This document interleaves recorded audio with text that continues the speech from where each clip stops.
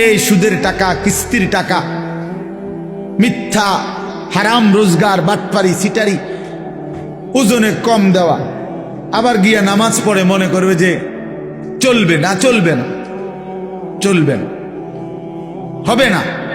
কোনো ব্যক্তি শুধু নামাজ পড়লে তারে নামাজি বলে, কেউ রোজা রাখলে তারে রোজাদার বলে, কেউ হজ করিলে তারে হাজি সাহেব বলে, কেউ দান করিলে তারে দানশীল বলে। কিন্তু দিনদার, মুত্তাকি, ফরহেজগার, আল্লাহওয়ালা তাকে বলে যে পুরা দিন মানে। কথা বুঝছেননি আমার? আর জান্নাতে যাওয়ার জন্য শুধু নামাজি হওয়া যথেষ্ট নয়, শুধু রোজাদার হওয়া যথেষ্ট নয়, শুধু হাজি সাহেব হওয়া যথেষ্ট নয়, শুধু দানশীল হওয়া যথেষ্ট নয়, বরং পুরা দিন মানা জরুরি। আমার জন্য, আপনাদের জন্য। আমি না মানলে আমি লাভ ক্ষতিগ্রস্ত, আপনি না মানলে আপনি ক্ষতিগ্রস্ত। কথা বুঝছেন? বহুত জনে তো মানে না, এই কথা কই হালাই দিল হইতো না।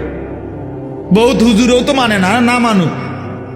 আমনে মানবেন, কারো অমকে মানে না, তমকে মানে না, এ কথা বলে উড়াই দিলে হবে না। আমনে তো উনার কবরে যাইতেন না, আপনি তো আপনার কবরে যাইবেন।